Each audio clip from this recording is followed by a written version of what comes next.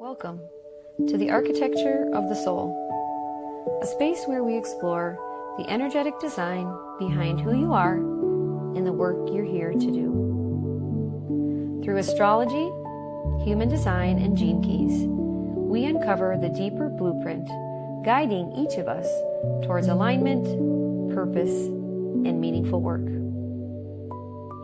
In each episode, I sit with healers, leaders, and changemakers to decode their design and trace the path that brought their purpose to life. This is where your design meets your story, and alignment becomes a way of being. Let's step into the architecture of your soul. Hello and welcome to the Architecture of the Soul podcast. I am your host, Jennifer Klein, and today my guest is Brenda Barrett. So Brenda has spent more than 4 decades exploring what it means to be fully human.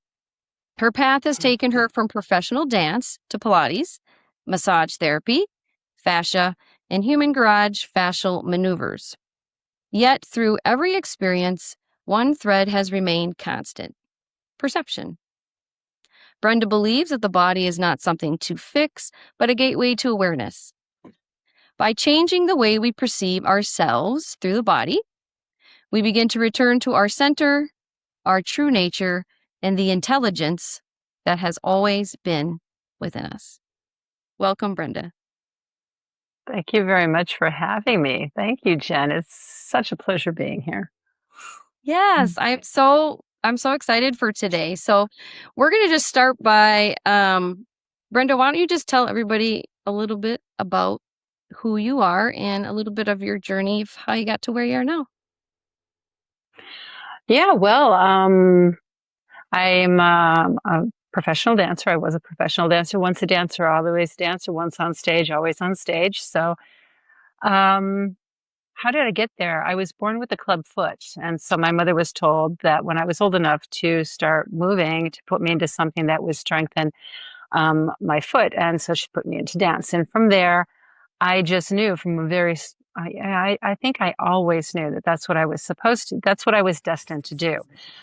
As I grew older, I found that that was not my only destiny, which is interesting. So I left home. I was a dancer. I went to Vegas. I toured Europe. I worked with Michael Jackson. I was cast for Cats. I was asked to do 42nd Street, of which I did not do because life happens. My father died, and nobody waits to fill a spot on Broadway, and so I did not get to do that.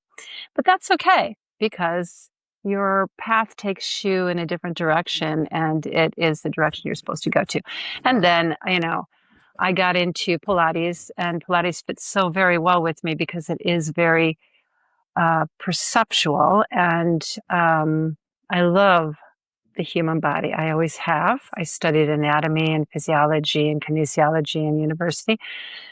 Went into massage therapy also, and then found human garage, and here we are today, going who knows where my path will take me. I do think I know, but I'm open for the universe to give me any indication that it wishes for the future. That's a great introduction and a great story to who you are. Of course, I know who you are through Human Garage. That's how we met. Yes. So such a beautiful story with so many beautiful souls that we've met through that platform, right? Yeah. So some of your story I didn't know, especially when you were little, and then why your mom put you into dance. I think that's really cool. The human journey of how far we can come, no matter what things that we're physically given, especially in this life. I do remember when we were together that you mentioned that you got to dance with Michael Jackson. And I was like, that's so cool. So I've done Michael Jackson's chart. And such a cool energy to be around. So can you tell me a little bit what it was like to just be in the energy of Michael Jackson and your feeling about that? Yeah, he was amazing. He exuded energy. I mean, literally it radiated out of him almost I don't want to say nuclear, but it was large. You could feel it before, he came into the room. I didn't know he was coming in the room. My back was towards the door, and I felt like something had happened that was important, and turned around to say, let's look around the room to see what's happened. And there he was coming in the door. So his energy comes before him. And as he opened the door, just all that energy comes in. He shares it with everybody. It's like attaches to everybody, brings you in to him. Just an amazing, brilliant genius of an artist. I think there are very few of those in the world. I think, like I said, I think Prince was another one that was like that. And we could go back in time also, but some people just have this energy. I don't know if they know how to control it. I'm sure they do, because when you're on stage, you do know that, you feel that. I mean, I feel it when I'm on stage, but that was a different level of energy. I have mine, and I know it's big, but that was amazing. And it just shined all the time. And it was very happy. It was very lovely, bright, golden, white energy. That's what I felt. Yeah. So it was amazing dancing with that. Oh, I can imagine. Well, I think it's so interesting because I just recently looked up his charts. I do that sometimes with celebrities because we see them so much in our view, right, in the media, and we get a certain energy and perception of when people talk to them, but also again, if they're an actor or if they're a musician, we get a different energy from their creation that they make. Yeah. And so it helps me learn more about people's energy by doing that. So I just wanted to bring up, you described him pretty on point. So he is a Virgo. And so Virgos, so out of all the zodiac signs, we could say they're the most embodied perfected form. Okay, is what we could say. So 0 is Scorpio, and then the top is 11, which is Virgo. So it's I become. So they want to become the greatest whatever. It doesn't have to be celebrity, but the greatest of whatever in your life. That's a Virgo. They're working really hard to be that. And he's a 5 degree, which is a Gemini. So I think, so that would mean he's a genius. He's really, really intelligent and smart, even if people maybe didn't even portray him that way because he had a kid-like essence to him. But he was very much this big perfected form energy that was, very intelligent. But what's interesting is his moon is Pisces. And a Pisces moon means you're really, really sensitive, really emotional. And if you didn't get what you needed as a child, which we know he didn't have the greatest childhood, that really affected him. It could infect any soul. And then his rising is Scorpio. So again, another water sign. So being more this intense energy is usually what you feel from Scorpio. So that's what people would see first with him or feel first with him, is this really kind of transformative, watery Scorpio. They're very loyal. And so he's kind of putting that out into the world kind of first before his more Virgo self. So I thought it was interesting to kind of. Yeah.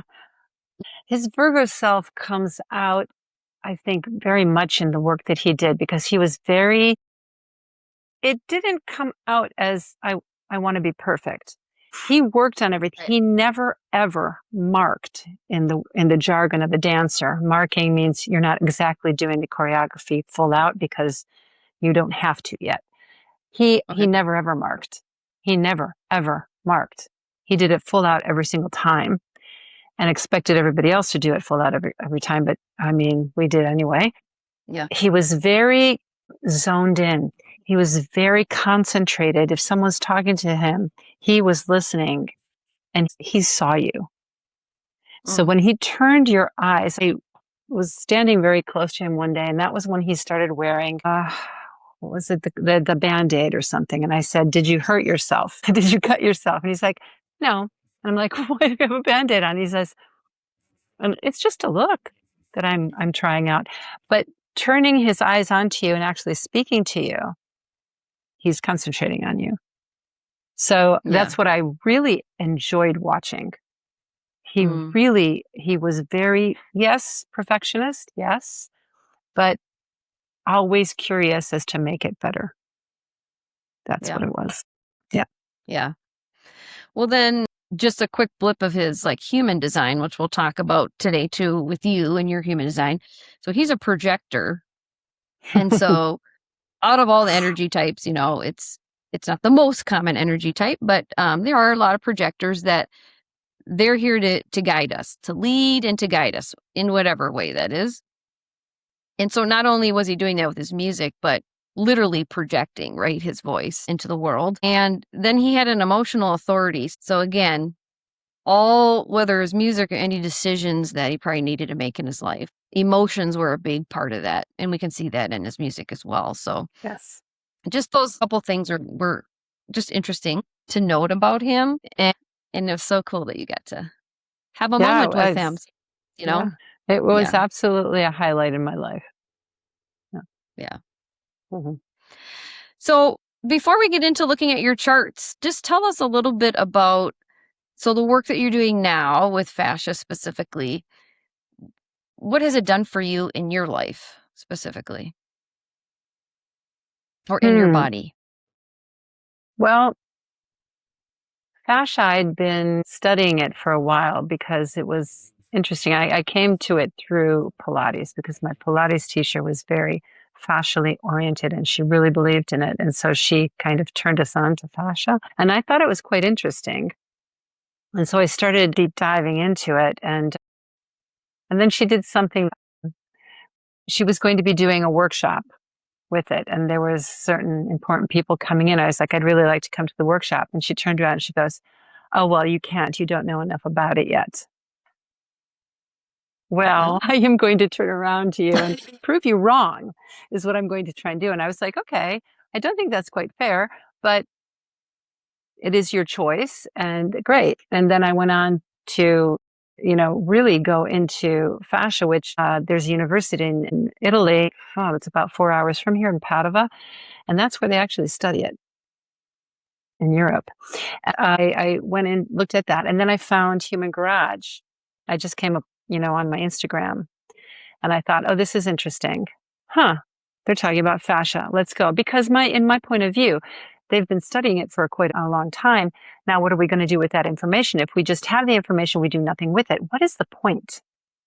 How is that going to yeah. help anybody? And so when Human Garage came out, they did have fascial movement in Pilates and things, but it wasn't right. It wasn't quite there. It was lacking quite a bit, in my opinion. Now, this is only my opinion. So then when Human Garage came across, I went, well, I'll try this. And I did one class with them. At the time, they were doing like 1 or 2 classes a month on Saturdays. And it took care of my ankle in the first move, which is totally twisted, which we're not even touching the ankle. And all of a sudden, my ankle was painless. And I went, huh, interesting. I think I'm going to have to look farther into this. And that's how I came into Human Garage.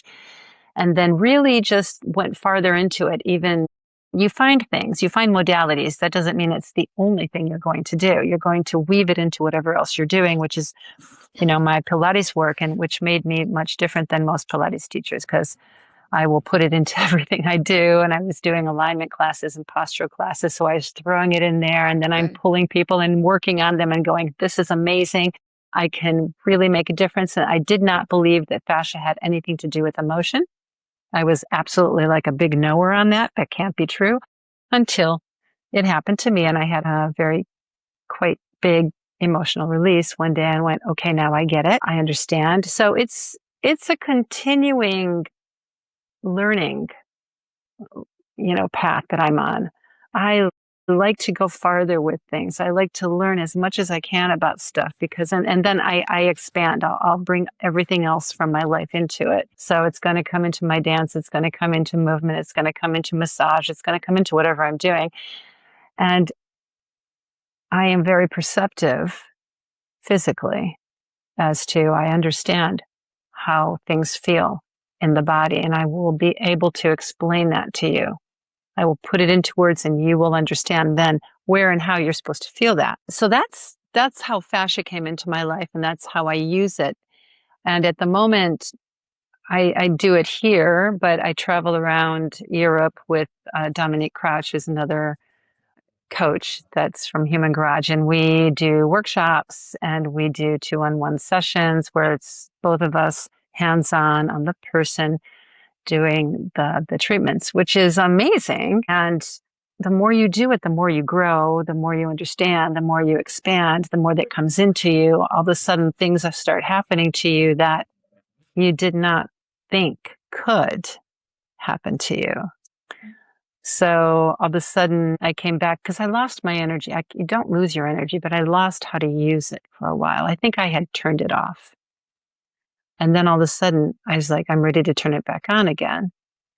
And that happened through fascia and then treating other people. And all of a sudden, now I feel that energy again. People are feeling it from me. And then all of a sudden, things like I can feel people, or I can feel entities, or I can see things, or I just know something. So I'm fascinated by it, or as Gary would say, fascinated by it. Fascinated for sure. Yeah, that's great that you, of all the different experiences you've had. And so I think when we look into your charts, we're going to be able to highlight and see kind of some things of why you are probably where you are now, things you've done in the past, having this great partnership with another beautiful soul, Dominique. If you're listening to this and you're in Europe, you got to hook up with these two.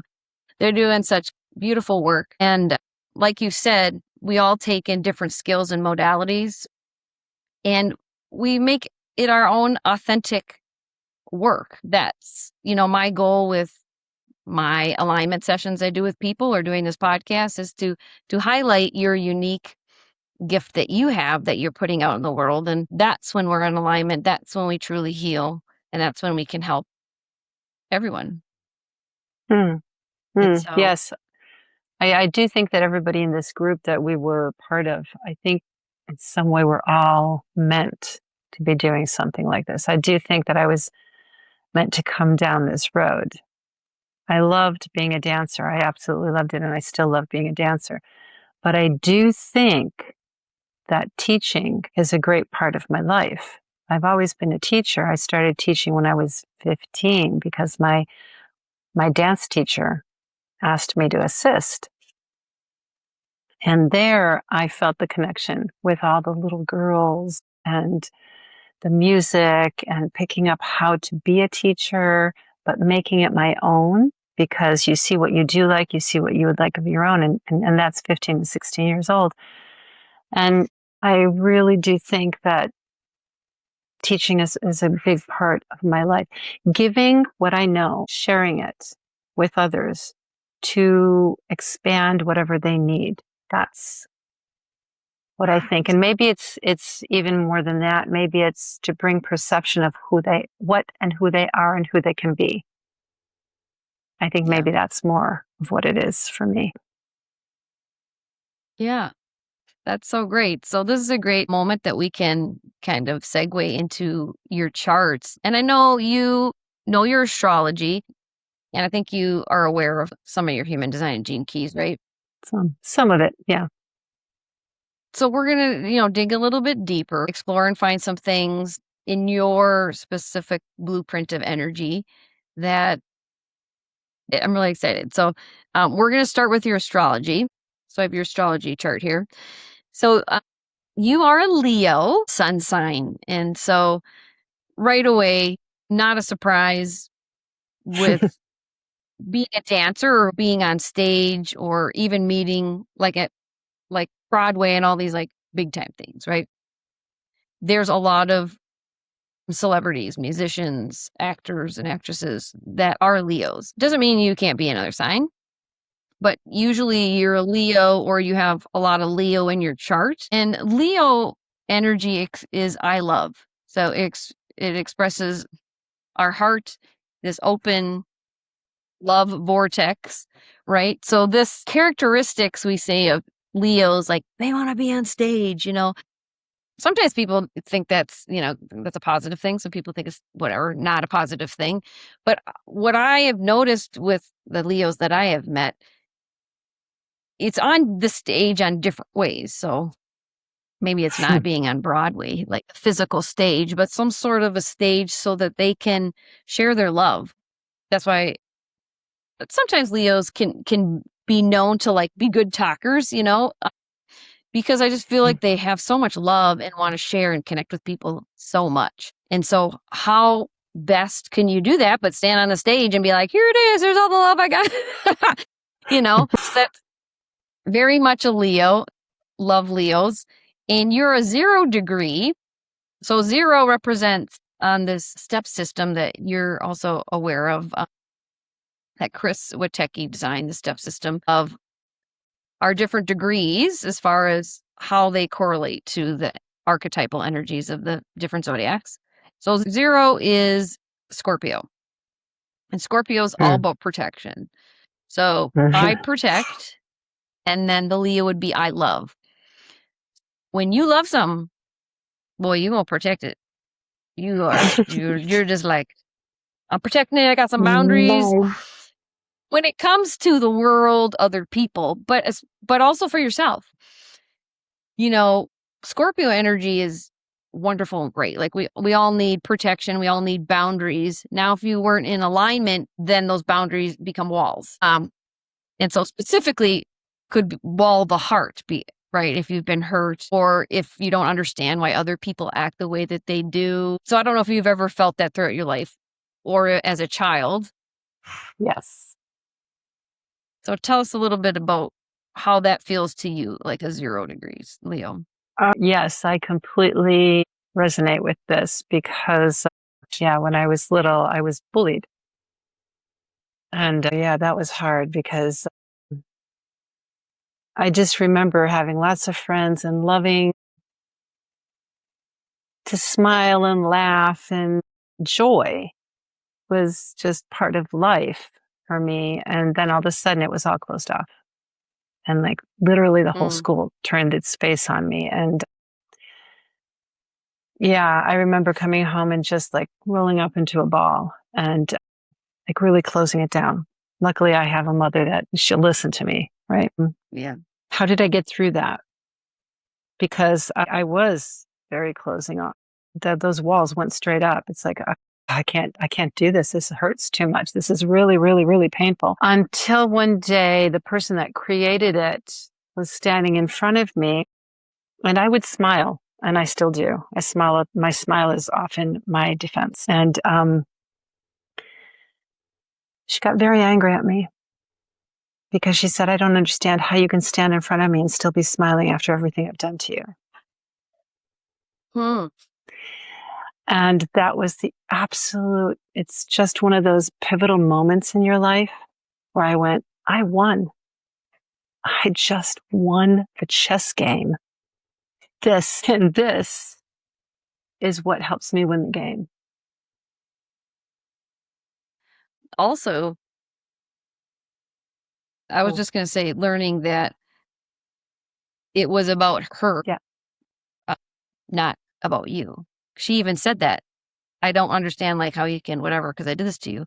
So then it's like, well, it has nothing to do with me then. It must be you that there's something why you have to hurt someone or whatever, right? Yeah, that was part of the lesson also that I just realized at that moment, that it was just something she wanted from me or something that wanted to be like something that I had.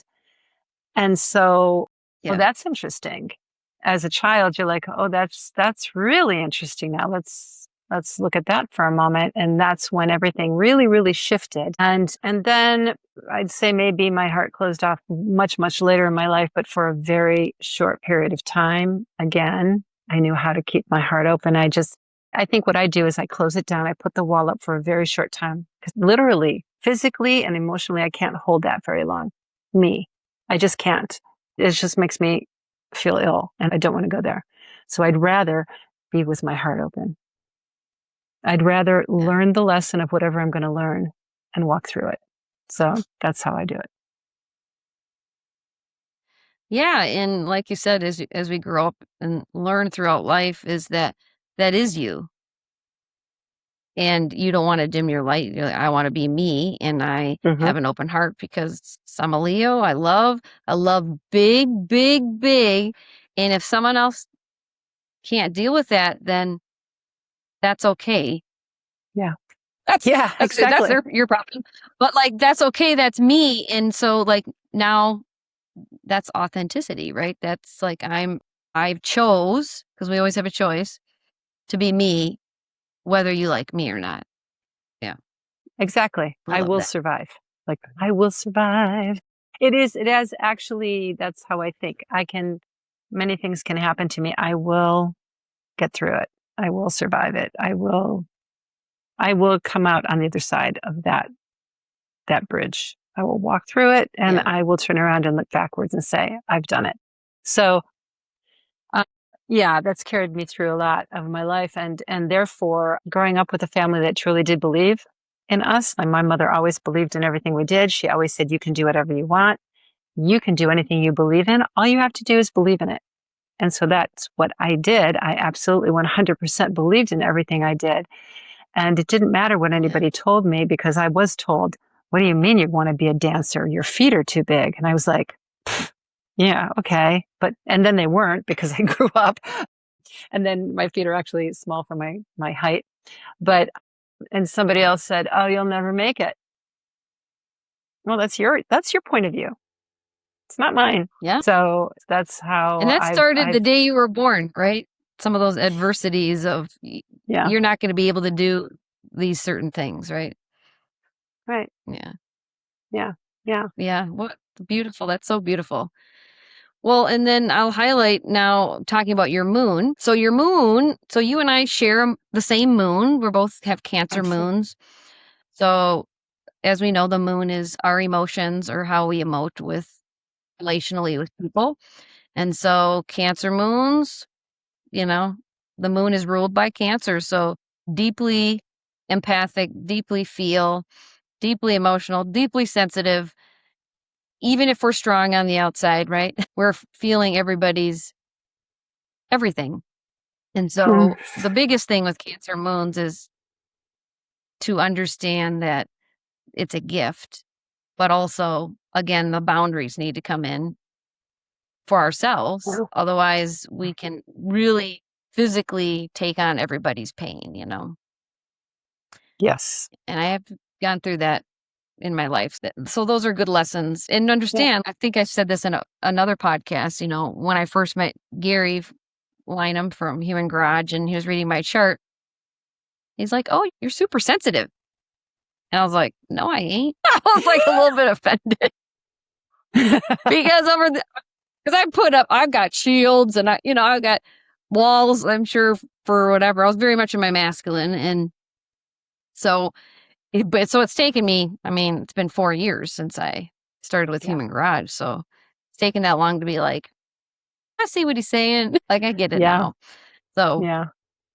you have that I too, that I emotional have that Cancer. too. Yeah. I can imagine, like, when you're working with people, yeah, just you immediately are feeling the stuff. And so you have a master degree. So master degrees are, 20 to 29 degrees, just means that you're wise in this type of energy. So that's a lot of your intuition per se is in this moon that you have. So connecting with people, it's nets to a Sagittarius number. So the 21 nets to a 3. So I believe.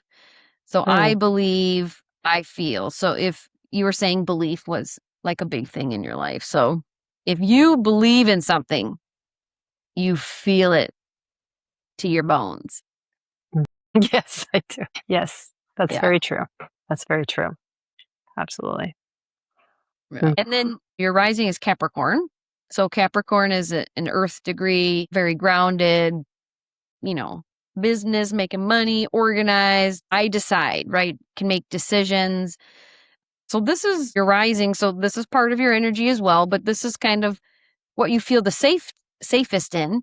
Maybe that is, Mm. now that you've grown up, maybe not as much now, but like you put that out in the world first. Is this like, I'm Yeah. a very grounded, put together Capricorn. I know what I'm doing. So very decisive. But then you have the 3 degree, which is there's that Sag energy again. So I believe, I decide, I believe, I decide. So you can probably make, if you believe in something, you can pretty much make a decision pretty well if you're in alignment. Yeah.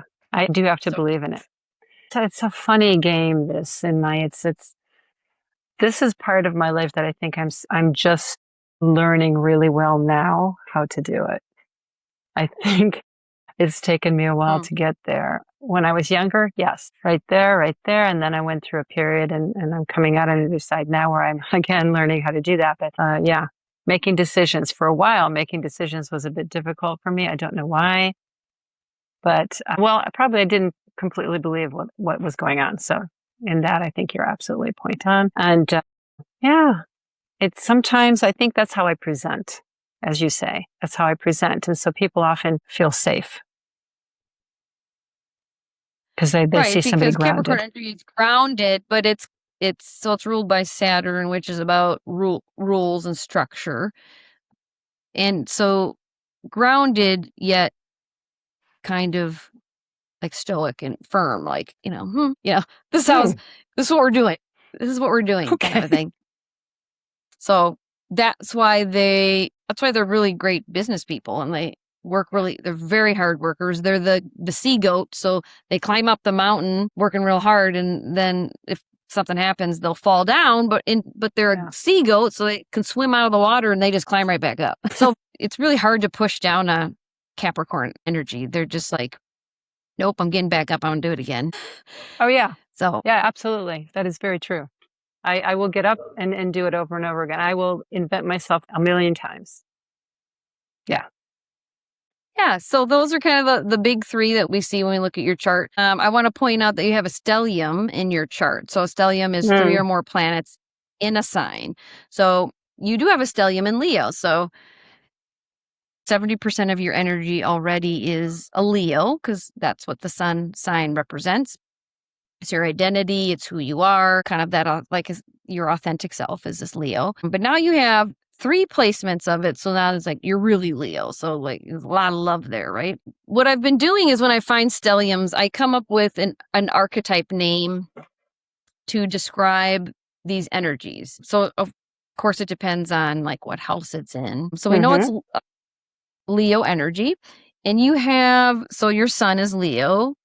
You have your Venus, so that's our attractor field, is Leo, and then your Uranus is in Leo. So the archetype name that comes from all this energy is called the avant-garde monarch. Oh, that's great. Okay? I love it. Okay. I know you're going to be like, what? Okay, so this is the description: a loyal, generous leader who loves deeply but refuses conventional relationship rules. You thrive in authentic, customized partnerships that honor both devotion and individuality. Yes.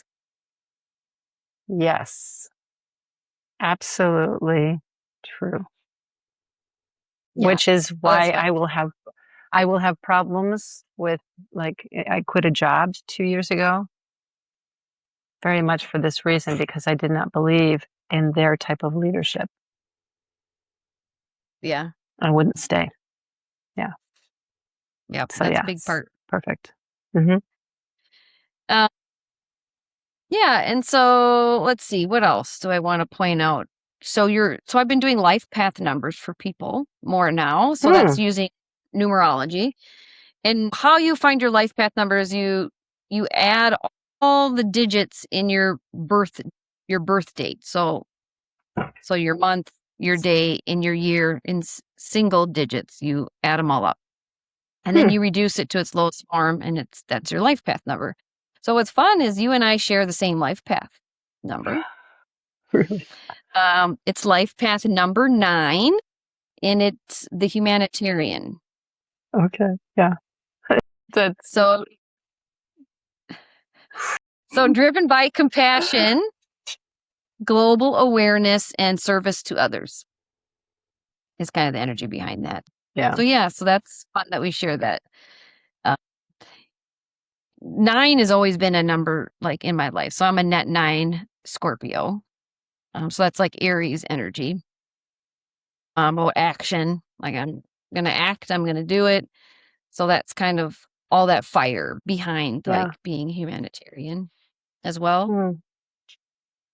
So I'm just going to point out, so some major strengths would be a generous spirit. So you would be giving freely to help individuals and larger global causes. More socially conscious, so strongly motivated by justice, equality, and world improvement. And then highly creative, which we already know with you. So expresses complex emotions through art, music, or writing. And then some key challenges for this life path number. We always have to, there's always the other side, right, of the energy. Letting go. I laugh. Struggles with release, often holding onto past emotional pain. The martyr complex, so risks severe burnout by prioritizing others over their own self-care. I've definitely done that. I was like, I don't need to take care of myself. I got to take care of everybody else. What are you talking about? And then high expectations. So this one was interesting. Faces frequent disappointment when reality misses idealistic standards. I was like, oh yeah, I've had high expectations, especially when I had kids, and I was like, we can't meet your expectations. I was like, but this is normal. Yeah, exactly. These are normal expectations. What do you mean? Doesn't everybody do this? It's like, doesn't everybody arrive at this? Yes, exactly. I know. I do have very high. Yes, you and me, we have high expectations. Yes, and yes, and sometimes we slip on that. It's not necessarily a bad thing. No. But this is saying when you expect something from someone else, not what you expect from yourself. Yes. So that's different, right? So I should have high expectations for myself, but it's that now others like, oh, you gotta be here. And I don't even think it's conscious. It's like, I don't mean it. I just was doing it. I think it's also because I expected of myself and therefore I expected of others. And I've had to learn this through my life that I cannot expect that always of others. Right. I can only do what I do, and then whatever they're going to arrive at is what they're able to. And yes, it's kind of hard to walk in that too. It's a very good lesson. It's a very good lesson. Right? Learning grace, perfectly said. Learning grace. Yeah, because in dance, so I was a dancer too, not to the level you were at all, and I was a 3-sport athlete, but I loved the creative movement of dance. And so I think that I was in dance, you learn grace in a different way, right? But then there's this other energy of grace as well. As I have to, even sometimes with my kids, when they're going through hard times, especially, teenagers and the hormones and, I hate this person. Yes, let's have some grace. Yeah. Because we don't know what this other person has been through. Right. And taking a breath. I think it's just learning how to, for me, it is take a breath. Don't say a thing, because I will tend to want to help you. But that's not mine to do. That is yours to do and learn how to do. And so I've had to learn how to do that. And have I learned it completely? I don't know. You'd have to talk to everybody else to find out. I think I'm working on it. We all are. Yeah. We all are. I'm working on it. Yeah. So what else do we want to talk about in your chart for astrology? Oh, so for you, I put down to talk about your midheaven. So your midheaven is your career or your goal story in your life. So what your soul is evolving to build in this world. And because you kind of mentioned in the beginning that, what am I doing now in my life? What's the next thing, I don't know. I just felt like I wanted to talk about this, and that's funny that you said that. So career calling merges artistic collaboration with material success using a steady, deliberate approach to manifest tangible beauty, high-value partnerships, and long-term financial security in the public eye. That's what, like, Wow. energetically, that's what you're made to do. So obviously, tangible beauty, the creative, you've always had that in your life, but you probably want to keep that going. High-value partnerships. So really cool that you've partnered with Dominique, but maybe there's other partnerships that you want to expand, right, with that. Sure. And then long-term financial security in the public eye. So like, I want to make some money. I mean, I want to put it out in the world, but like, I want it to be as financially something. Where some people do things and they're like, I don't care if it makes money. It's not a big deal. Like, I'm creating it and I'm doing it for fun. But there is a monetary part to what you're doing. Absolutely. Sure. Absolutely. And I say this to many people, I don't see, there's nothing wrong with earning what your value is. Right. Do you know what your value is? That's the key. Do you know what your value is? I do think I know what my value is. And therefore I think, ask for it. And, we all need to pay the rent. We all need to put food on the table. We all need to have some fun in our lives. And therefore I think it's valid. I don't think there's anything wrong with it. So it's always been out there. I do absolutely want to make money. I always have. When I was in Vegas, the question I asked was, how much do I make a week? I'm 19.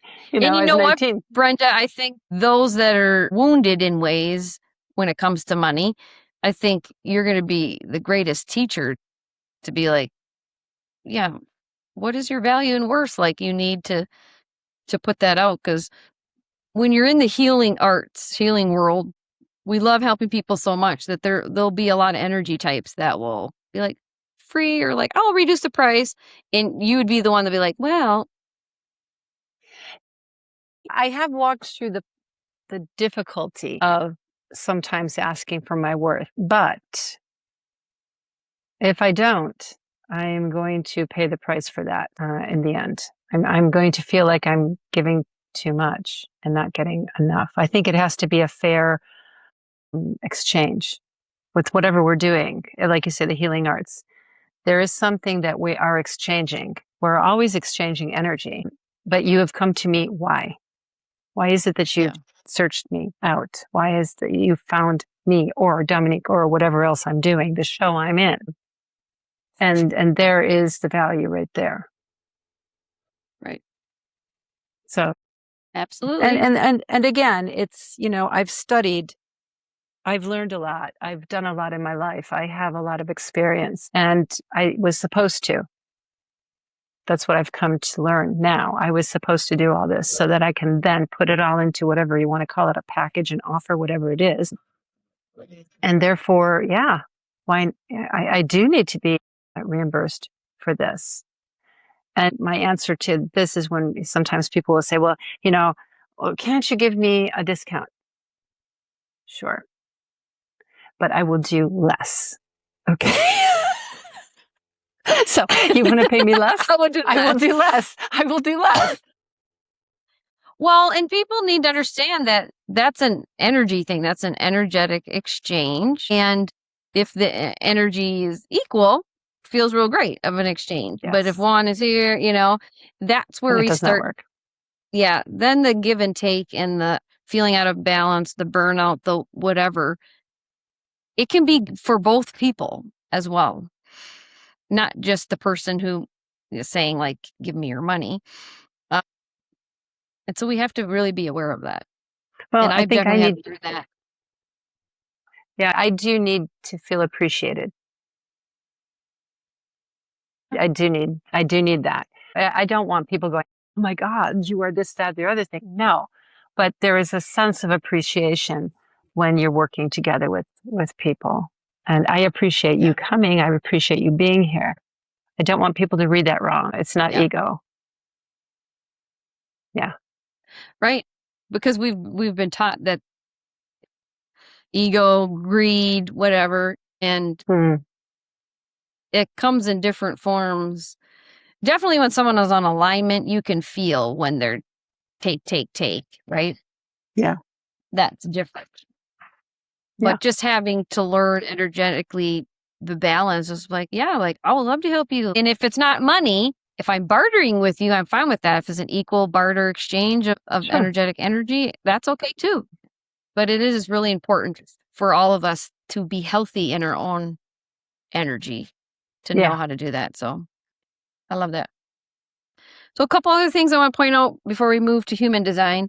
So in your astrology chart, there's your elements. So there's 4 elements: fire, earth, air, and water. And so I just kind of point out if you have a concentrated area, if you're depleted anywhere. So fire, you have a lot of fire. Fire, fire, fire. So obviously you have the 3 Leo stellium. You have your Jupiter's in Sagittarius. So those are your concentrated fire. So a lot of fire. And then you have a lot of earth as well. You have 3 earth. So that means you're fiery, but you can be yet grounded, right? And then water. So emotional, empathic, you have 3 of those as well. So those 3 are, what we'd say pretty balanced. But the thing that you've depleted, that you don't have any placements, at least when you were born, is air. Although it is your midheaven, your career. So when we're looking at just the planets, you don't have any planets. But this midheaven, which is just a marking of midheaven, means high in the sky when you were born. It's your kind of destiny, your career, like what you're aiming for, is to be like air, right? Because your midheaven is Libra. So relationships, being creative. Yeah. So that's where you're getting all your air energy. So if you're doing your career out in the world like you're supposed to be doing, you'll feel good, you'll feel imbalanced. But when you're not doing it, you can feel unbalanced, or you'll be seeking out other ways to get air elements. So relationships with people that are air signs, eating foods that would be considered in the air element, doing exercises or movements or creative things. That's like an unconscious thing that we sometimes learn throughout our life, that like, I'm out of balance, but these things actually help me over here. Yeah, that's very interesting. That explains a lot. Yeah. That explains quite a few things to me. Because I really do. I do need that. Yeah. I'm good. And then the last thing I want to point out, so we can move on to our human design, is when we look at the circle dial of your chart, the line that's kind of dividing the circle, that's our horizon. So above the horizon is conscious energy. Below the horizon would be unconscious. Most of your stuff is on top, so it's more conscious. You have 8 conscious planets, and then you have 2 that would be unconscious. Unconscious energy just means you're learning more about that energy throughout your life. It's coming more to the surface. But for the most part, it's a lot of conscious energy. You see it, you're experiencing it all the time. And so we call that like the north hemisphere. So that is all outer world. So you express your purpose in the world, which you've been doing since day one. You're like out in the world, expressing yourself. Yeah. And then we have the 2 sides going this way, the east and west side of the chart. And yours is more on the west side, which is the other. So that's all the relationship energy that you have. So you evolve through relationships. So you express yourself in the outer world, but it's through relationships with people. So that's a big part too, to kind of know. So I like pointing that out. And you have 4 placements in house 7, and house 7 is that relationship energy, which is Libra. So that's partnerships, marriage, all that kind of stuff. And your sun, your moon, your Mercury, and your Venus are all in there. So that's why that's really a big part. Yeah. Yeah.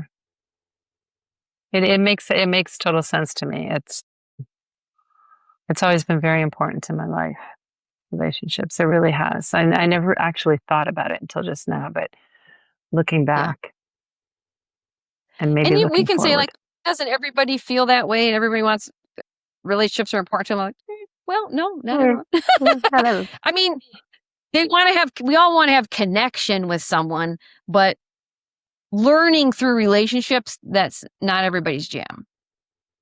I'll just say it that way. It's That's not just always how the it is. easiest thing to do. Yeah. So last thing I'm going to point out in your astrology is your Chiron. So Chiron is our soul's wounding when we come Yeah. into this physical body. And Yeah. so yours is Pisces. Mm-hmm. So Pisces has a deep wound around faith, purpose, and belonging. You may feel like a spiritual soul navigating an overwhelming world, absorbing others' emotions, and struggling to trust life.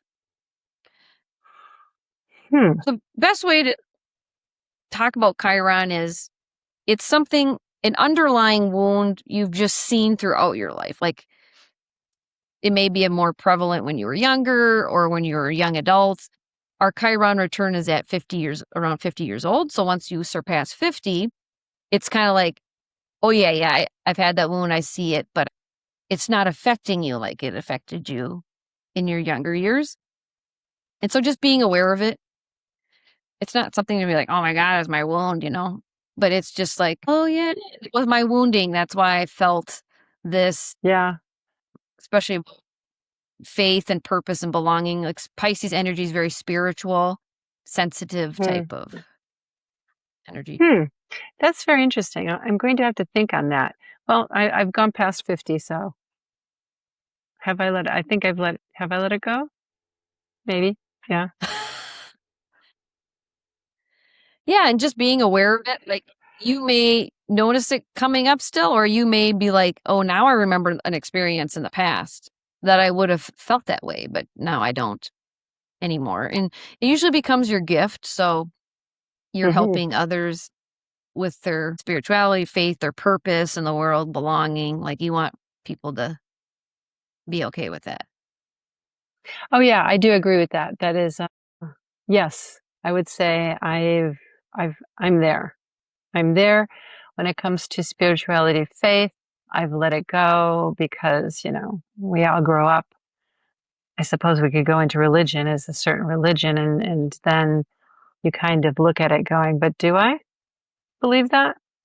Yeah. And yeah, that has Yeah. come up for me. And I have let that go completely. It's like, yeah, that's how I grew up. That does not mean that that's what defines me at all. And yeah, for everything else, I think, yes, I think I've accepted it and pretty much gone on with it. And yes, we always go back and pick little things up, or we might, I do feel that every now and then it comes back at me and I'm like, okay, great. Got it. Felt it. Lived it. Well, let's move on to your human design. We'll make your human design chart. So, and your energy type, is that correct? Yeah. I did. Okay. Yeah. So in human design, so when we're talking about human design, we're talking about the mechanics of our energy. And so there's 5 different energy types. There's generators, which make up 70% of the population. Part of generators or manifesting generators. And we got 20% of projectors, 10% or 9% or so are manifestors, and then 1% are reflectors. And so you are a generator. So these energizer bunnies, like I'm a generator as well, so we're here to do the work. That's what our job is. So to respond to people giving us stuff, and then we just go and we go do it. So that's your energy type. And then we have an authority. Our authority is how we best make decisions. So you are emotional authority.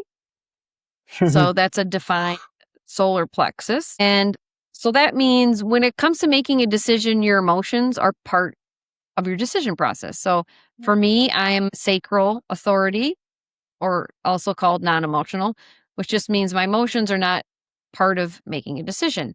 So people who have emotional authority have like bigger waves of emotions, and you could see it more in different parts of your life than others, but so higher highs and lower lows. And when they want to make a decision, they need to be in this neutral state with their emotions. Yes. So you don't want to be in a high, you don't want to be in a low. Usually something you figure out about yourself throughout your life.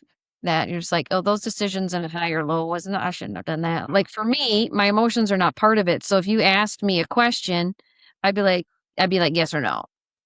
I don't need a day or two to think about it. And for you, if you're not in that neutral state in that moment, you're like, give me a day, give me a week, give me a month. Oh, So you yeah. process it a little slower because of how you feel. I've often said this to And people so, when they ask me to make a decision. I'm like, ask me tomorrow. right. Hmm. Yeah, and knowing like, your partner that you're with, in your family, your kids, knowing their authority is such a game changer. So in my family, like all of my kids are emotionally defined, and then I'm not. And so I didn't understand them for a while because I was like, not just because they have these big highs and lows, obviously they're kids, so I see it a little bit more, but it's the not being able to make decisions. Cause I'm just like, even like as a family, like, let's go out to eat. Where are we going to go to eat? I have to make the decision every single time. It's like, I don't, they say they don't care, but they literally don't know because they don't know how they feel. I don't know if I feel like burgers or I feel like pizza. And Yep. like, I see it so clearly now. I was like, and that's okay. So I have to be understanding that they need time and they need to be okay with like, my gut's telling me like, I want pizza right now. Like, you ain't gonna change my mind. So, Yeah. um, But there's something great about having that person there for an emotional, like I am, to have somebody there that is non-emotional actually is right. it's actually comforting for me. Because Yeah. and some things that are bigger decisions that you should need time and you shouldn't depend on someone who's not emotional. But on simple things like where are we gonna go to eat? If you're just like, you tell me, like, and usually it turns out fine. No one yells at me afterwards and be like, why'd you pick that, Mom? I mean, I just felt kind of burdened because I was like, I gotta make another decision. This is great. Yeah, no, It was exactly. more my own not understanding, but now it's flipped the switch. It's totally different how I interact with them, how I can give them more time. And over 50% of the population are emotionally defined. So there's more Oh. people that make decisions like you than there are like me. Hmm. And then there's other authority. There's ego, heart, there's projected authority. So Hmm. there are some of these other authorities, but the main ones are emotional and sacral, Okay. where that would be the majority of people. Oh. And so, yeah, when you know your authority, like that's how you can be in alignment, right? We need to know our strategy and we need to know our authority to be in alignment with our energy. So your strategy as a generator is to respond. So Mm-hmm. sometimes generators get into it's like, I want to create things. I'm going to do all these things. Anytime I've ever done that, they just don't really turn out like I want. Mm-mm. But if I'm in a group of people and you have projectors and manifestors and people coming up with these things and they're like, you want to be part of this or do you want to do this with us or whatever, I can then ask my body and it says, yes, I want to, or no, I don't. So I'm responding to it. Things have gone way better in my life when I've just been patient and waited Mm-hmm. versus not. So you would have to wait to respond. And then Yes. your authority is just emotionally being in a neutral state before if someone says, you want to do this retreat with me, and so you can respond because that's what you're supposed to do. You're going to respond to them about doing this retreat, but you are needing to wait to like, how do I feel about this first? Yes. That's exactly the way my life has gone. And I've realized that, and that I do need to have a moment where I am neither high nor low. I have come to that realization. And Yeah. I give this advice to other people. Actually, I'm saying you're way too emotionally connected to what's going on right now. Give yourself a moment, take a breath, walk away, come back when you have released that attachment to whatever it is, because often that's what it is. There's some kind of an emotional attachment to the decision you have to make. So yeah, I've learned how to do that. And granted, sometimes we're not given enough time to do that. And so then it is just the best decision that I can make at the time. But I do try now, realize that there's some kind of emotion. Maybe I'm feeling it. And like you said, my solar plexus is very, very connected to the solar plexus. And I will often put my hand there and then take a breath. And now being with fascia, I will just go straight in there and open up my solar plexus and go, okay, let's just let that go for a minute. I'll let go. And then give it a moment. And often I will not make that decision right away. I will say, I will tell you tomorrow. Yeah. Be calm. Give me the moment. I need to make, and I'll tell people, I can give you an answer now, but I can 100% guarantee you that I will come back tomorrow with a different answer. I want to change it tomorrow. Yeah. That decision. So give me until tomorrow to make the correct decision. So that's what I do now. Yeah. Yeah. And how great is that to be aware of that? It totally is a game changer to know how you do it best, and that the other people around you understand that that's okay.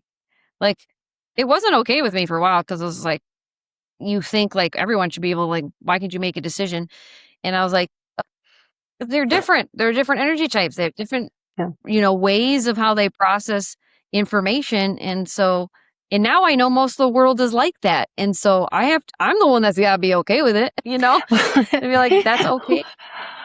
Well, yes, but also we have to be aware that there are people that are going to be sacral, or are going to be coming from their ego. So I think this is, like you say, a game changer. If you know this, you can come at things from a completely different point of view and then a different angle. And it can totally change how you affect the circumstances around you. Yeah. Yeah. Especially in healing work, like you said, when you're working with another person and you can see how they're trying to process stuff. And you're just like, well, knowing this about your energy, maybe you should take a moment or get back to me tomorrow. Or if it's that they're sacral, to be like, okay, do the sway test. Like, literally ask your body a yes or no question, and it will tell you if they need assistance with that, right? So we can do that as coaches and facilitators. I imagine that the sway test for sacral is very grounded. I would think that it would be a straight answer right away. That would be a really good thing to work with on a sacral person. Yeah. Thank you. Yeah. As long as you're connected to your body, right? Because some people are not, they're disconnected from their body. So as long as you're connected with your body, you will know a or Like, that's kind of that sacral grumbling that we feel. Yeah. If you're not, you may be having hard times deciding. So it's first getting back into your body is what some sacral people need to do, for sure. If they can't make decisions, that's the problem. Get back in your body right now. And there's so many things we do these days that take us out of our body. Substance abuse is a big one, using substances to, like, leave our body, leave our feelings and emotions. We don't want to be attached to them and feel them. I've experienced that in my family. And I think it's mostly to teach me, like, these people just don't want to be in their bodies. And so how do we teach the world that feeling is okay? Like, when you feel like you're going to die because the feeling is so intense because you've held it for so long, that you're not going to die, but you need to feel it. Sometimes it's just as simple as that, is allowing yourself to. Yeah, that's a very good question and very good answer. Allowing yourself to, although people don't understand what that means, just allow yourself to, and they'll say, yeah, it's easy for you to say. Yeah. Yeah. Ever meet someone and just like, I never cry. It's just like, well, okay. You're a so sacral. There's something going on right there if you don't cry, or even so, maybe even I would go so far as, like, with athletics, I don't sweat. I don't do one or the other. I think that's also part of it, because that is also chemistry, but I would say that there's probably something there also. And for me, what I have come across since I've been doing this is that there's so many people, Jen, that are just not connected to their body. They have created space between their body and their soul, or Yeah. I don't know a better way of putting that. And you see it, or at least I see it when you meet them. You can feel it. And Right. I really, really do want to help people come back to themselves. It's just, there's something so beautiful in coming back to your body and being able then to connect your body, your soul, and your mind. Because one Yeah. without the other cannot connect. It can't. So therefore, you're there then disconnecting from the world. You're disconnecting from everybody else. But first and foremost, you're disconnecting from yourself. And it always Yeah. starts from self. Yeah. Yeah. Absolutely. Thank you. Thank you. Absolutely. And that's why you and I, we're doing similar work, but also different in the world. And that's the root goal that we're trying to do, to get people Yes. to reconnect with their body, with their soul, with themselves. And it's the most beautiful, rewarding work you can do. So that's why we're doing Absolutely. it. That's why we're doing it. Goodness knows. Thank goodness we are. I mean, well, I Yeah. love it. I know you love it. So, I keep telling everybody I'm so lucky. I do what I love. I really have Yeah. always done what I love. I don't think I've ever worked a day in my life because I've always done what I love to do. I'm Yeah. very fortunate. I'm very, very fortunate. Yes. Yeah. That's the key. Mhm. Well, I'm going to point out two more things in your human design, and then we'll move to Gene Keys. So there's a profile we have in human design. So this is kind of our energies, personality. So you are a 4-1. Hmm. Okay. And a 4-1 is called the opportunist investigator. So the 4 is the opportunist. So opportunities, being with people, networking. We would say this is your extroverted self of, right? Being out there in the world. And then the 1 is an investigator. So the investigator is, I got to research, I'm going to investigate this. Um, so that's a big part of how you experience things as well as investigating them. So I don't know if you saw the podcast with Britt Uchak. She's another human garage coach. She also is a 4-1. And so this is a rare profile that has a fixed fate. Are you aware of this? No, I am not. I am not. I didn't know. Please tell me my fate. So only about 2.4% of the population have this profile. So it's called a fixed fate, meaning you tend to move through life on a remarkably straight, predetermined path driven by 2 distinct drives. So, and Britt's like, what the hell does that mean? And I was like, yeah, it's a hard thing to explain to someone. You're like, you have a fixed path, or like, am I on the fixed path? Well, of course you are, because it's fixed. It's fixed. I know, it's kind of like a joke, right? So these are the 3 paths that human design will tell you about. So you have a personal path where you're working through all your personal crap, karma. Yeah, well, that's a whole And there's bunch the of stuff. collective path where you're here to transmute collective karma. And then there's the one in the middle, which is a fixed fate. So that means you have equal personal and equal collective work to do. And it's like you're a bridge between these 2 other energies. And you're like straight away doing So that on I've a got all fixed. this going on over here. I've got all this going on over here. And I'm just walking straight through it going, yeah, I see you. Yeah, I see you, but I've got to Yep. go over there. You're like personal, hi. You're like collective, hi. But you're like, here I go. It's just that you see the personal stuff you're working on, you see collectively how you're helping the collective, but they're not affecting you. They're not driving you in each direction. They're driving you forward on your path. So when we can say, Britt, and she's an amazing coach, amazing speaker. And when I'm talking to her, she's like, I feel like I'm not doing what I'm supposed to be doing. I was like, oh, you are. Like, you are doing what you're supposed to be doing. Like, we all see it. I see it so much in her. I see it so much in you. And so it's just funny that was, she was saying that. I was like, no, you're really doing what you need to be doing. now you just need to be aware that, yeah, literally you're straight, but you can see out these side views of what's going on. It's really interesting because when I was little, when I was a child, I had such a clear view of this. I really saw it.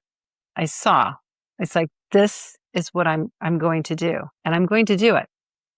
I'm going to be a dancer. I'm going to go to Broadway. That was my arrow. I was going to Broadway.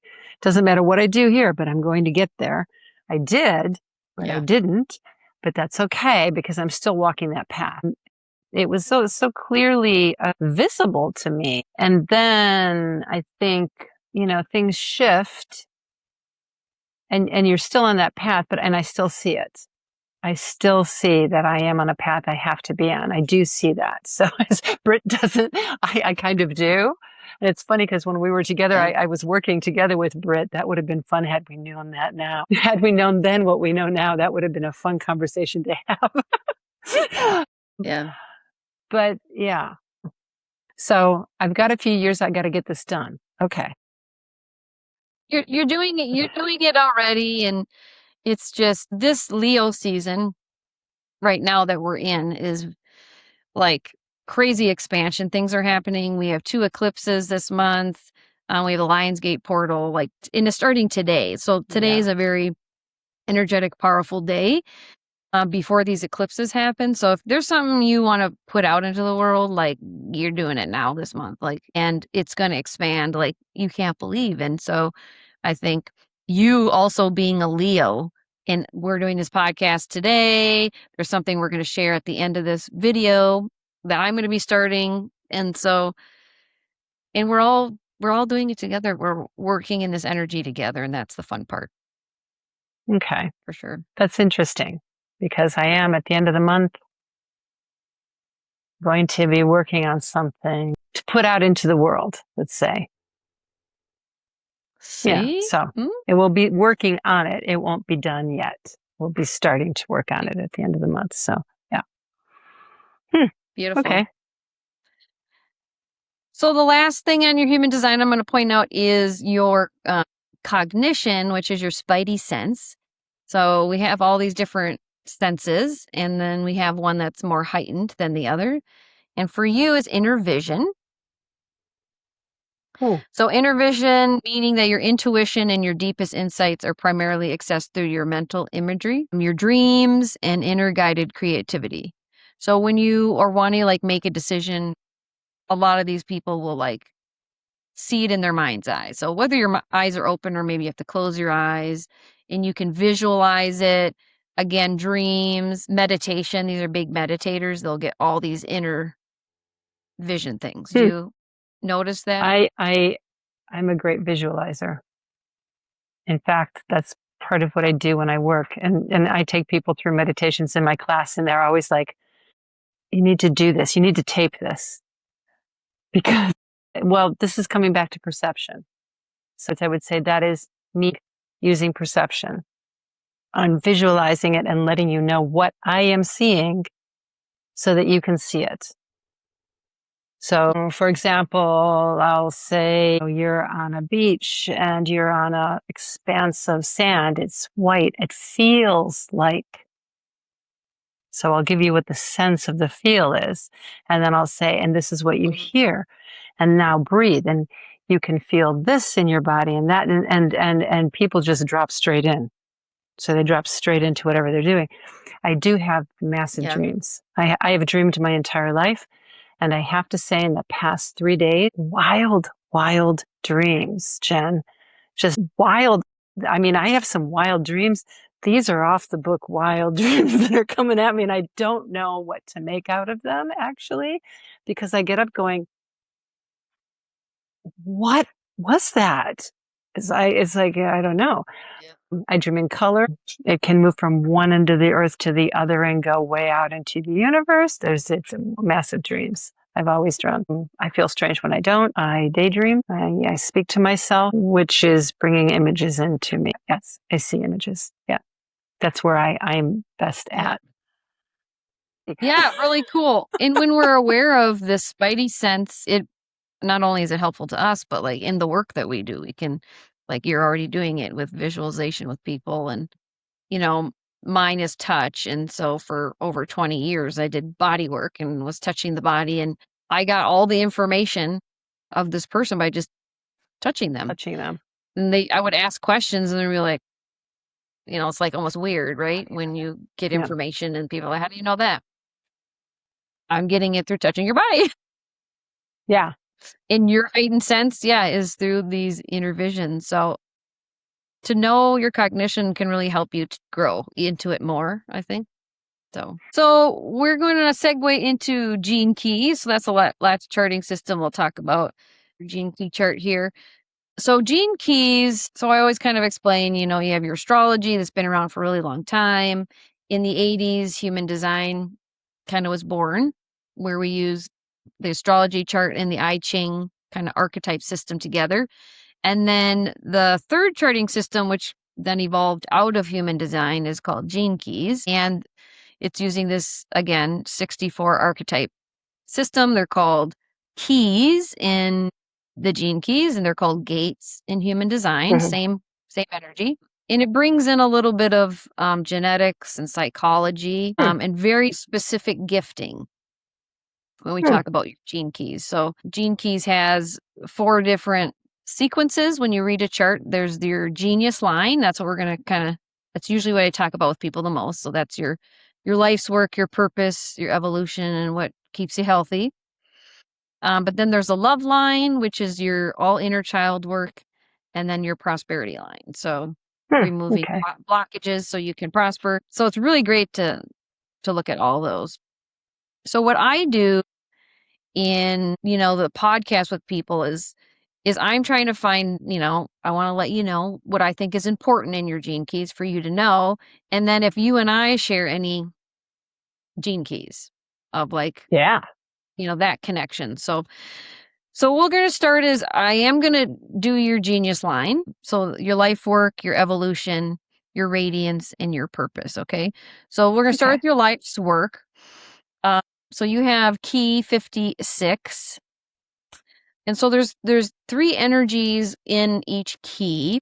So there's like the highest frequency, which is described by a word. Then we have the gift. The gift is the energy we want to live in our life. And then there's the shadow. So the shadow is telling us when we're out of alignment. Okay. So for key 56, intoxication is the highest frequency. Enrichment is the gift. And distraction would be the shadow. So you're in your life that you've ever been distracted. No, have I ever been distracted? Okay. Let's people talk about resonate. Distraction. Sometimes people resonate more with the shadows when they hear them than the gift. Yeah. So it is interesting. Okay, so the core theme of this key is expanding awareness through experience and storytelling. Okay. You very much do that. You're here to inspire others by sharing wisdom gained through life's journey. You would bring meaning to experiences and help others see new perspectives. I mean, you use that in your bio when I introduced you. Perspective is a big thing for you. Yeah. Invited to move beyond distraction into purposeful expression. Okay, so that's what this key is doing, having us move beyond this distraction, right, into how we want to express it. So, how do you do that? That's my mind is going, I don't get it. Well, so there's a thing with each key called the line. So 56 is the key, and then there's 0.4. 0.4 is the line. So 4, we see the 4 in your human design, this opportunist. So the line 4 creates impact through relationships, community, and meaningful conversations. So when you are doing this work, it's specifically through relationships in the community. So that's what you're saying in the beginning, that most of your career and your work is some sort of relational Okay. Yeah. in working Yeah. It in always has, community with others. yeah, it always has to do with lots of people. Yes. Yeah. And some people they'll resonate with these things like right away. Other people kind of need to step away from today and have some time to process like, yeah, what does that mean for me? Hmm. Yeah, how's that been been a part of my life? So definitely you can ponder these more after we're done today. Okay, so your next gene key is called your evolution key. So evolution is what you're here to learn. Okay, so you have key 60.4. So it's justice is the highest form. The gift is realism, and the shadow is limitation. Okay, so your greatest growth comes through embracing limitations as opportunities for transformation. So anytime you feel limited, it's an opportunity for transformation like that. It's a learning Well, piece. there you go. Yes, absolutely true. I mean, Yeah. I popped my Achilles tendon 2 years ago, right? And so Yeah. I used that as a moment to say, okay, what was I going to learn from this? Yeah, especially when you're a movement person, but movement coach and now that movement's taken away from you, at least for that time. Yeah. Yeah. Yeah. It was a good experience. Bad, but good experience. Yeah. So, Yeah. So you learn that true freedom comes from working with life's boundaries rather than resisting them. I guess that could be part of what you just said too. yeah, absolutely. What holds me in a box will never hold me in a box, if that makes sense. Absolutely. Yep. Yeah. Discovers resilience, patience, and innovation through the challenges. Hmm. Mhm. Yes. Invited to trust divine timing and allow lasting change to unfold naturally. Absolutely. My entire life. It, it will be what it will be. I will give it up to the universe. The universe will bring it back. Yeah. Yeah. So this one is a line for like the other key. So grows through collaboration, supportive relationships, and building strong communities. So that same kind of relational networking type of energy. That would be your biggest thing that you're here to learn. Then your radiance. So your radiance is what keeps you healthy. So anytime that you're emotionally, physically struggling or going through something, you want to look to the radiance key. Okay. So your key 27.1. So the highest form of this is selflessness. Okay. I think we're all trying to aim to that, right? In our life, it's, to some extent, selflessness. Altruism is the gift. And then Hmm. the shadow would be selfishness. Okay. So health and vitality come from creating healthy, balanced, nurturing. Yes. Okay. Yeah, that happened like with my children when I created a family. It's funny because the next thing I was going to say is naturally cares for and supports others while learning to include herself in that care. I had to learn that through my kids as well. Yeah, Yeah. Great lesson being a parent. sure is. Learns that sustainable giving begins with receiving and honoring her own needs. Yeah. Mm. So thrives when generosity flows from fullness rather than obligation. Yes. If there's too many obligations on me, I freeze. I will back straight off from you. Yeah, yeah. It's like, ooh, I'm gonna take a break. I'm gonna walk out, have a, I don't smoke, but I'm gonna have a cigarette, and we'll see. Maybe I'll come back. That's, Right? yeah. I don't exactly run away, but I can take a lot. But when it gets to be a little bit too much, I'll close the door. And Yeah. and then come back to me. Actually, it'll come back to me. Yes. What now? What do I need to do about that? But I will go into hyperventilation also. That makes me hyperventilate. Yeah, interesting. So this key and then the next key we're going to talk about, they're line 1. So line 1 in human design we were talking about is that investigator. So build vitality through strong inner foundations, self-care, and emotional security. Okay. So that line 1 is helping with that. Yeah. So I always think the radiance is really interesting because I think we all want to be healthy, right? And so when I'm all out of sorts, whether I said like physically or emotionally going through something, I do go back and read my radiance key and I'm like, okay, I'm in the shadow right now. Or I really need to like, focus on what this gift is telling me. And just getting back into that energy, it shifts really quickly. It's an awareness of these different levels, right, of energy in these keys. Yeah. So Go look at what it was But- a little bit. Okay. Yeah. yeah, Mhm. gene keys are definitely things I go back to like monthly, every other month, and just really sit with and contemplate the different energies in that key and like, where am I at here with that? I think each part of your life you go back and you're going to read it differently, aren't you? You're going to say, "Oh, okay, Yep.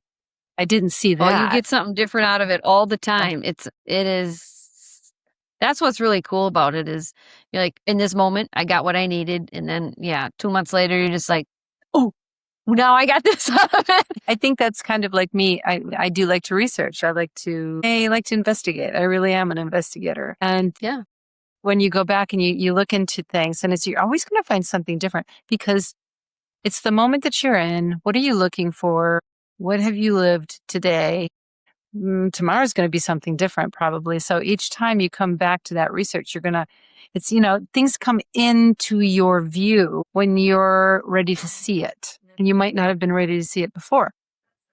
So, and I find that extremely interesting how we can be doing something very similar to what we were doing like maybe a year ago, but it's completely different. You're living it completely different. And all of a sudden you're like, how did I not see that a year ago? Oh my God, I could have taken care of this 12 months ago, but no, okay, got it now. It's very, very cool. It's, life is incredible. Yeah. Yeah. Life Walk through it. is cool and incredible for sure. So we're going to look at your last key in your genius line. So your last key is your purpose. So purpose is really important to know because, we all want to know our purpose, right? But we can't really do much else like our life's work or anything else. We don't know our purpose because that's our full grounded radiating energy. Okay. So yours is key 28.1. And so the 3 words are immortality. That sounds nice, doesn't it? So the highest form is this immortality. That's what we're aiming for. The gift is totality. Okay. And the shadow is purposelessness. Purposelessness is the shadow. Okay. And so sometimes some of the words that they use to describe it, you're just like, what? Yeah. Till you read it, right? So soul purpose is to discover deep meaning through wholehearted engagement with life. Like you literally just said that. Yeah. You just literally said like life is so like awesome. Yeah, you can't make these things up. Right. Okay. You can't make these things up. Absolutely true. So here to embrace challenges that align with her values and purpose. Okay. Yeah. Learns to transform fear of this meaninglessness into courage and commitment. So you for sure don't want your life to be meaningless. No. With no purpose. You're just like, I don't want to even be there. I don't want to do that. So this courage and commitment to be something more than that. Yeah, I think it drives my family absolutely up the wall.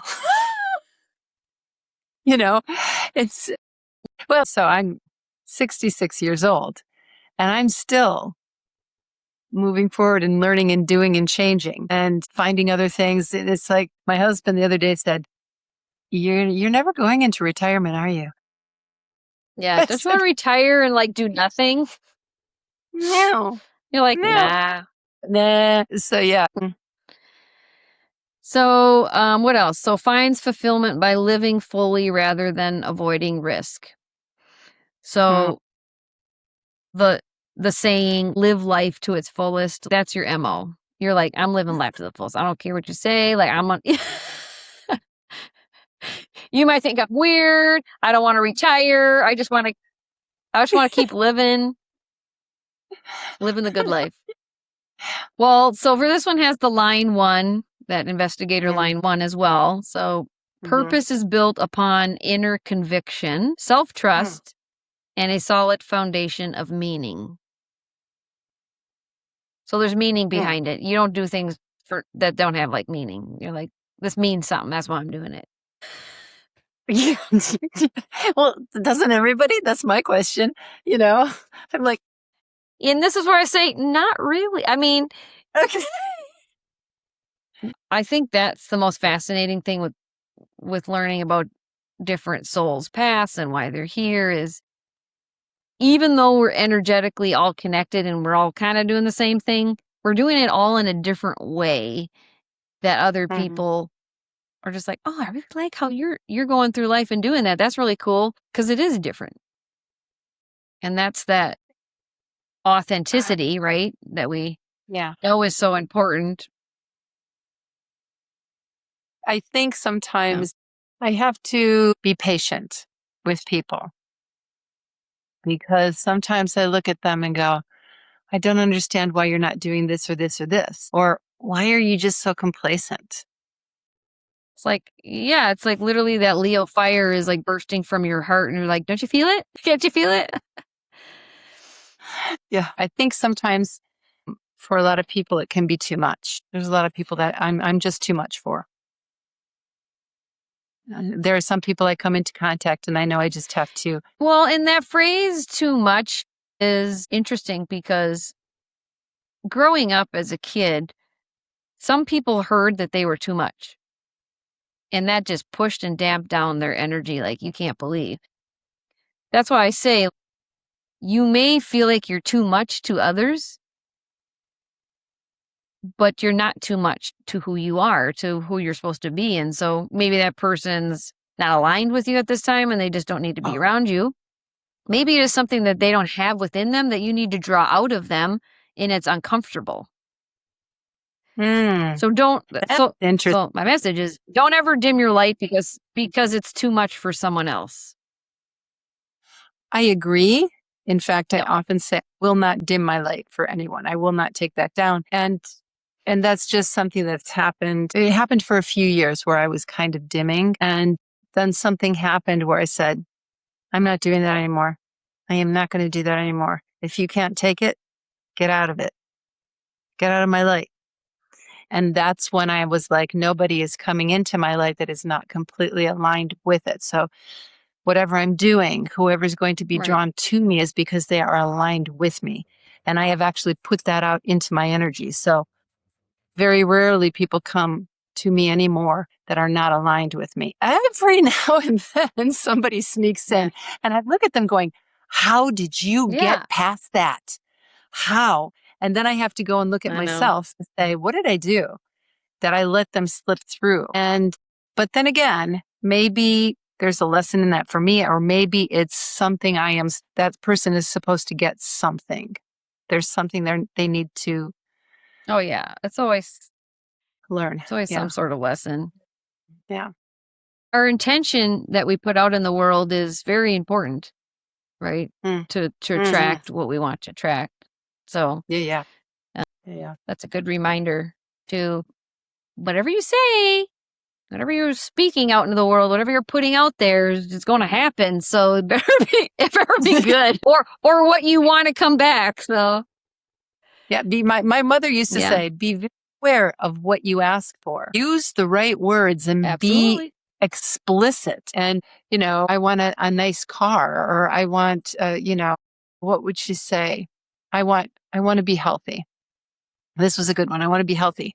Okay, where do you want to be healthy? What part of your body do you want to be healthy? Your mind, your body, your soul? What is it that you want healthy? She goes, be specific, because the words that you are using are going to be the words that come back to you.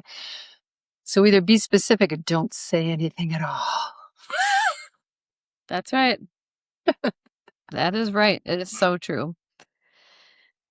So that's your genius line that we talked about. So very powerful. Great to sit with it, contemplate on it more. So if we had to kind of sum up your genius line, it is a journey of transforming life's experience and limitations into wisdom, cultivating balance, selflessness, and living with courage, purpose, and wholehearted authenticity. Okay.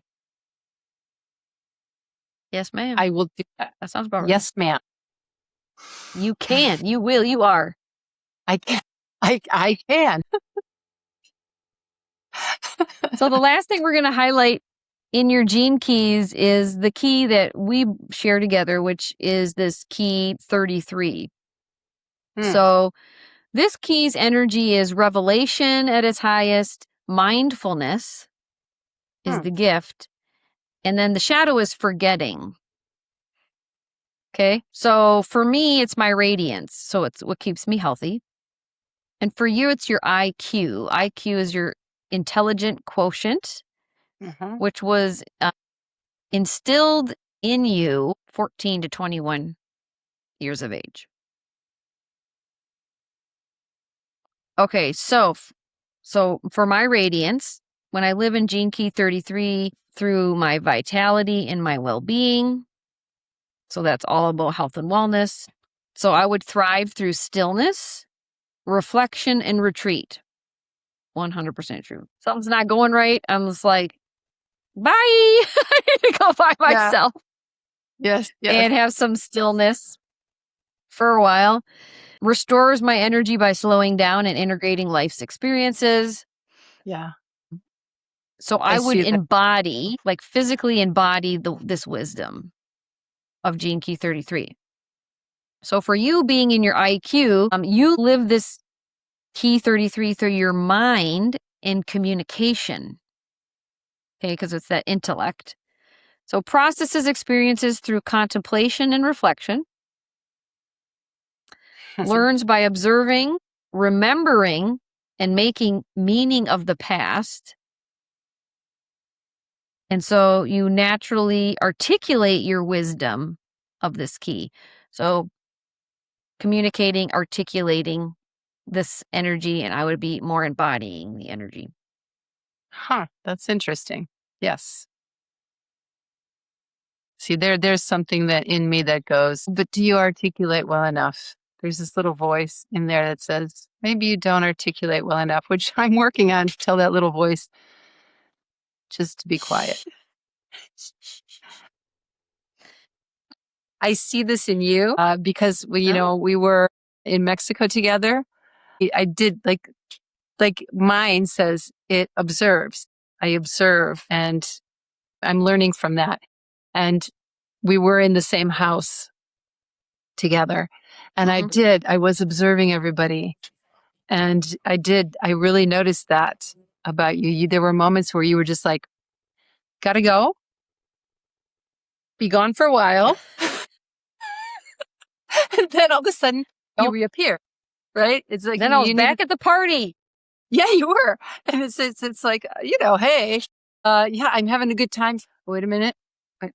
Be right back. Right. And you would leave. And it was really good for me to see that, because it's something that I was like, I should probably do a little bit more of that, instead of just blurting everything out all the time, because that's what I do. So I will express that. Yeah. Which again, if there's somebody, like you needed to go away to have that downtime to recollect, bring all the vitality back into you. There was times I learned from you on that. So thank you. And same back at you.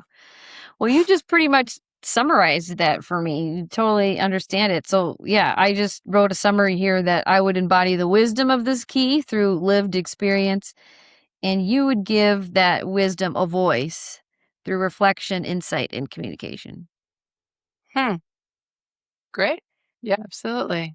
So, just knowing like when you have that key connection with someone, especially when you can feel it and see it in someone else is pretty special. So that life's work, the first one we talked about, that is your sun sign. So that's your Leoness, which is 70% of your energy. So again, this key 56, intoxication, enrichment, or the shadow of distraction. So health and vitality come from creating healthy, balanced, nurturing. Yes. That's what you're enriching people with.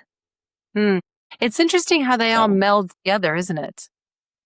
The astrology, the gene key, they all meld together so beautifully and enrich each other. That's when I saw you do the podcast with Gary, and then I went and started looking at things, and I was like, oh my God, this has opened my eyes on so many different points that I was like, that's why I felt that way.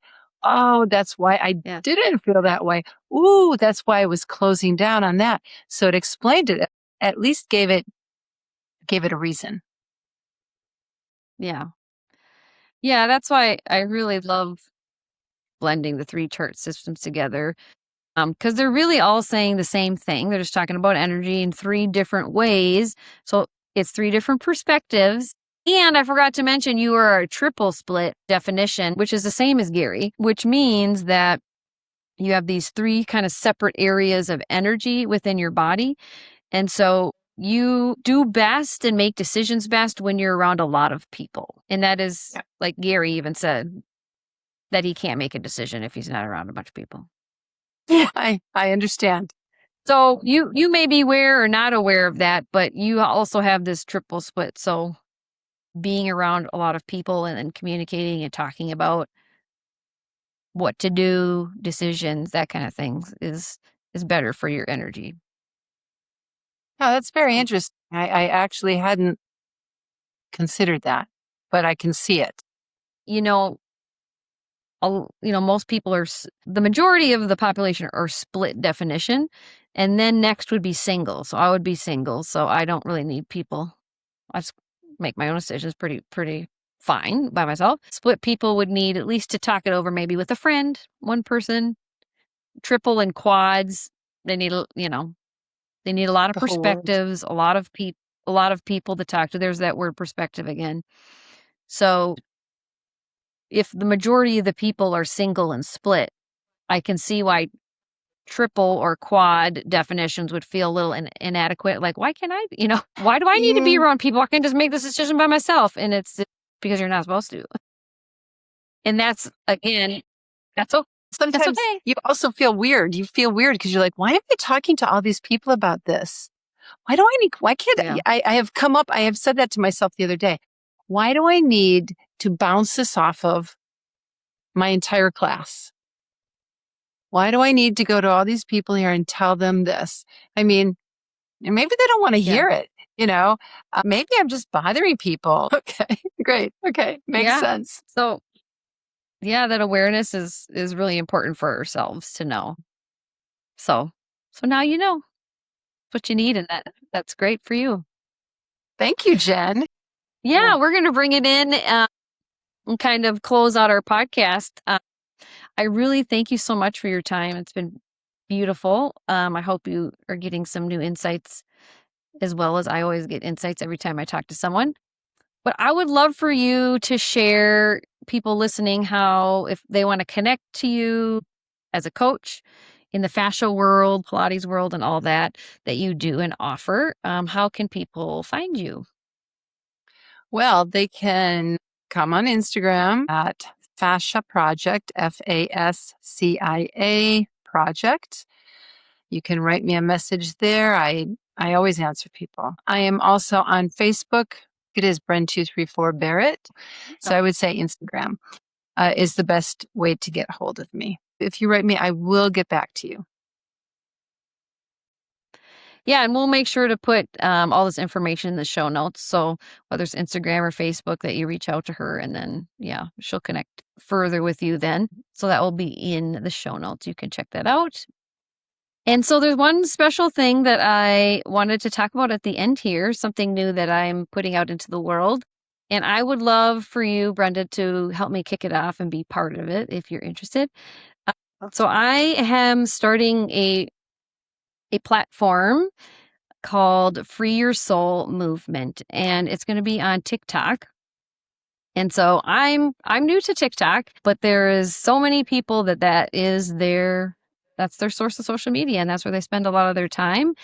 And so I've created a page on TikTok. It's Be You. So be you, be authentic and be you. And it's at Free Your Soul Movement. And so basically, to be free in the body. So we want to embody our body, but we also want to be free and let our energy move and be free. And a lot of how we can do that is through lots of creative forms, right, of movement. So whether it's dancing or singing, playing an instrument, art, right? There's all these different kind of freedom, creative movements that we can do. This is a place where you can, for fun, for 60 seconds in a video, put this out into the world. And it's actually very, very healing to be able to do that. So whether it's being karaoke and you're just singing your favorite song, dancing, dressing up in a costume, whatever it is to be fun, and it is to help free your soul and to help heal. And it's a movement that we want anyone to create these videos, share with us, and then we'll put it on our page. And we hope to reach millions and millions of people at some point. And I would love, Brenda, for you to join. What do you say? I am absolutely going to be there. Yeah, I'm the Leo. I'm the one that has to be with lots of people. Yeah, I'm going to be there. I'll be there more than once. I will probably be there every week. So I'll be there doing some dancing. I'll be doing maybe some singing. Who knows what I'll do? I will love to be part of this. Yes. Yes. And the biggest takeaway from this is that it's a one-time take. So it's not something to spend time on. It's like, I'm just going to record myself. It's a one take, and you put it out in the world and you be free with it and you have fun. So what I'm going to do is, in the show notes, I'm going to put the TikTok page for you to follow and join the movement. And I will have an introduction video pinned on my TikTok where it gives you instructions on how do you do this. Just follow the instructions and share with us, and we'll post it on our page and spread it with anyone you know. So that's my new thing I'm putting out there. But thank you so much, Brenda, for meeting with me today and chatting. You are a beautiful Leo, loving energy, and I so appreciate knowing you. Thank you so much, Jen. Thanks. I'm so honored to be here with you. Thank you for having me and telling me such interesting things. Thank you. Absolutely. Anytime. Okay, until next time. Bye. Bye. Thank you for being here and witnessing the architecture of the soul. If this conversation resonated, I invite you to explore your own energetic design and the path that's uniquely yours. You can connect with me, learn more about my work, or book a session through alignsoulwellness.com. And if you enjoyed this episode, be sure to follow, share, or leave a review. It helps this work reach those who are ready for it. Until next time, trust the architecture of your soul.